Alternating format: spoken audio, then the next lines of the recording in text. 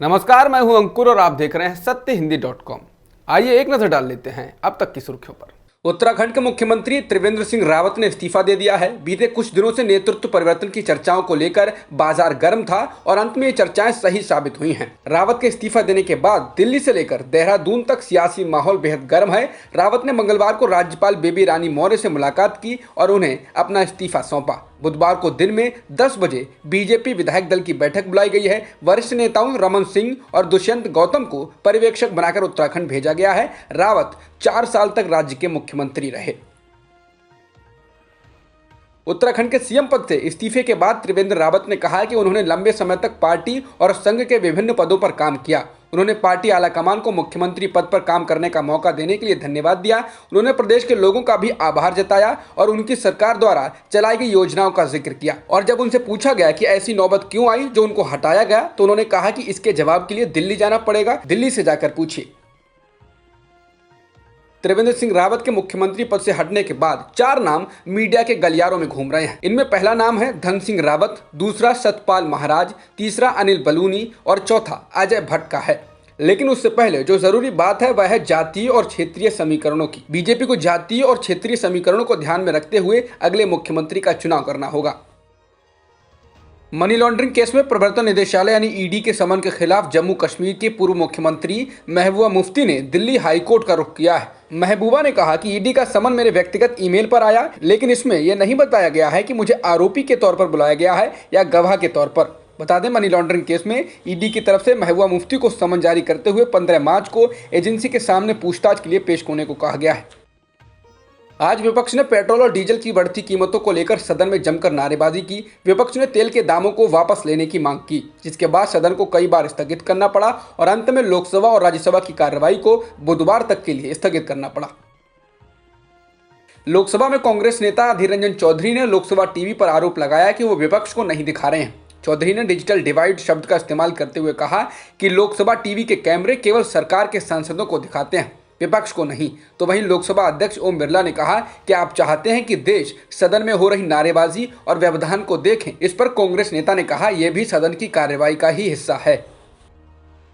Media reports में चल रही उस खबर का जवाब बीजेपी के सांसद ज्योतिरादित्य सिंधिया ने दिया है, जिसमें कथित तौर पर राहुल गांधी ने कहा है कि अगर सिंधिया कांग्रेस में रहते तो सीएम बन सकते थे, लेकिन बीजेपी में वो कभी भी मुख्यमंत्री नहीं बन पाएंगे, वो बैक बेंचर बनकर रह गए हैं। इसके जवाब में ज्योतिरादित्य सिंधिया ने कहा कि अच्छा होता अगर राहुल गांधी उनकी चिंता तब करते जब वो कांग्रेस में थे।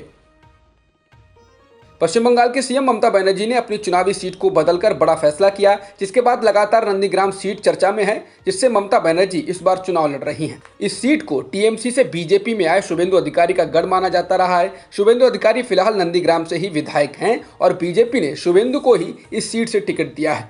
बीजेपी और शुभेंदु ममता बनर्जी को नंदीग्राम के लिए बाहरी बता रहे हैं, तो इसके जवाब में ममता बनर्जी ने कहा है कि जो लोग नंदीग्राम में मुझे बाहरी कह रहे हैं वो खुद ही बाहरी हैं। हरियाणा में किसान आंदोलन से बीजेपी जेजेपी विधायक दबाव में है। इस बीच जेजेपी विधायक देवेंद्र बबली ने विधानसभा में किसानों को लेकर सरकार के व्यवहार पर सवाल उठाए। उन्होंने कहा कि जहां से हम चुनकर आए हैं वो लोग ही आजकल हमारा सामाजिक बहिष्कार कर रहे हैं।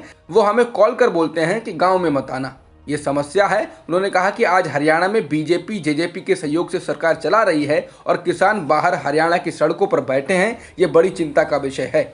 बबली ने कहा कि हमारे बड़े बेटियां भाई 100 दिन से बॉर्डर पर बैठे हैं, वो खुशी से नहीं बैठे हैं। उन्होंने कहा कि हम सरकार में हैं, लेकिन मैं ये कहते हुए नहीं झिझकूंगा कि जो वर्तमान में राज्य में घटनाक्रम हो रहा है वो राज्य के हित में नहीं है। उन्होंने कहा कि मैं भी किसान के घर में पैदा हुआ हूँ और मुझे भी तकलीफ होती है।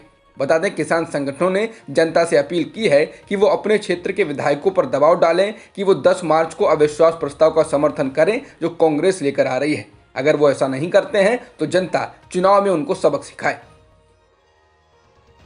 ब्रिटेन की संसद में भारतीय किसानों की सुरक्षा और प्रेस की स्वतंत्रता को लेकर सोमवार को चर्चा की गई, जिसके बाद भारत ने इस पर कड़ी प्रतिक्रिया दी है और इसको असंतुलित और झूठे दावों वाली बहस बताया है। ब्रिटेन में भारतीय उच्चायोग ने कहा कि हमें अफसोस है कि एक संतुलित बहस के बजाय झूठे और बिना किसी तथ्यों के दावे कर दुनिया के सबसे बड़े लोकतंत्र की अखंडता पर आक्षेप लगाया गया। उच्चायोग ने मीडिया की स्वतंत्रता को लेकर कहा कि विदेशी मीडिया, यहाँ तक कि ब्रिटेन की मीडिया ने भारत में रहकर वहां की घटनाओं को देखा है, इसलिए मीडिया की स्वतंत्रता में कमी का तो सवाल ही नहीं उठता।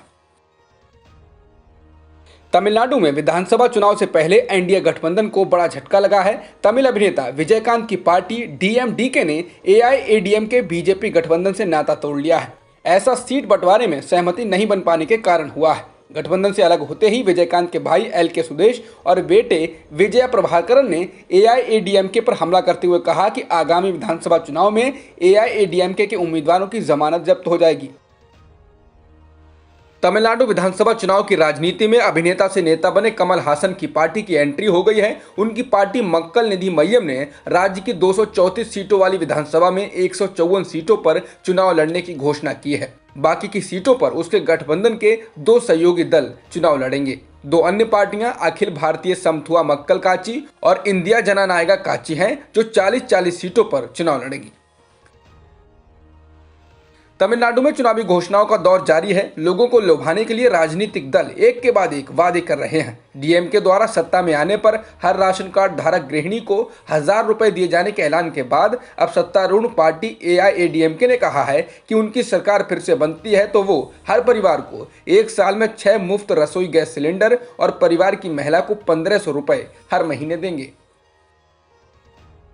मनसुख हिरेन की मौत के मामले में अब सनसनीखेज आरोप लगाए गए हैं। महाराष्ट्र के पूर्व मुख्यमंत्री देवेंद्र फडणवीस ने विधानसभा में आरोप लगाया कि क्राइम ब्रांच की क्राइम इंटेलिजेंस यूनिट के प्रमुख सचिन वजे कथित तौर पर मनसुख हिरेन की हत्या में शामिल थे और उनको गिरफ्तार किया जाए। फडणवीस का कहना है कि घटना की पूरी जानकारी मनसुख की पत्नी ने उनको दी है। उन्होंने कहा कि मनसुख की पत्नी ने पुलिस को दिए अपने बयान में भी इसका खुलासा किया है। सचिन वजय ही वह अधिकारी हैं जिनको पहले मुकेश अंबानी के घर के बाहर कार में विस्फोटक सामग्री मिलने के मामले की जांच सौंपी गई थी।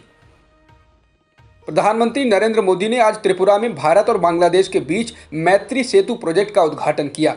वीडियो कॉन्फ्रेंसिंग के जरिए जुड़े पीएम मोदी ने कहा कि भारत और बांग्लादेश के बीच की कनेक्टिविटी उत्तर पूर्व के क्षेत्र और दोनों देशों के लिए बहुत महत्वपूर्ण साबित होगी। पीएम मोदी ने कहा, यह भारत और बांग्लादेश के बीच का एक नया व्यापार गलियारा है। अरविंद केजरीवाल सरकार दिल्ली सरकार के अस्पतालों में सभी के लिए मुफ्त में कोरोना वैक्सीन उपलब्ध कराएगी। मनीष सिसोदिया ने दिल्ली सरकार के बजट पेश करते हुए इसकी घोषणा की। ये केंद्र सरकार की घोषणा से अलग है। केंद्र सरकार ने भी कोरोना टीकाकरण के दूसरे चरण में सरकारी अस्पतालों में मुफ्त टीकाकरण की घोषणा की है, लेकिन दूसरे चरण में सिर्फ 60 वर्ष से अधिक आयु वालों और 45 से अधिक आयु के उन लोगों को जो कई बीमारियों से जूझ रहे हैं, उनको वैक्सीन लगाई जानी है। यानी सिर्फ ऐसे लोगों को ही वैक्सीन मुफ्त में लगाई जाएगी और वह भी कुछ तय अस्पतालों में ही। केंद्र ने इस पर अभी कुछ नहीं कहा है कि सभी लोगों को मुफ्त में टीका लगाया जाएगा या नहीं। क्योडो समाचार एजेंसी के मुताबिक जापान की सरकार ने कोरोना वायरस संकट को देखते हुए आगामी ओलंपिक और पैरालंपिक्स में विदेशी दर्शकों को नहीं बुलाने का फैसला किया है। समाचार एजेंसी ने मंगलवार को अधिकारियों के हवाले से जानकारी दी। जापान सरकार आयोजन समिति के साथ इसी महीने बैठक के बाद इसकी आधिकारिक घोषणा कर सकती है। बता दें, ओलंपिक और पैरालंपिक्स खेलों का आयोजन 23 जुलाई से 8 अगस्त के बीच होना है। अब तक की खबरों में इतना ही। बाकी खबरों के लिए बने रहिए सत्यहिंदी.com के साथ। सत्य हिंदी का ऐप डाउनलोड करें गूगल प्ले स्टोर पर।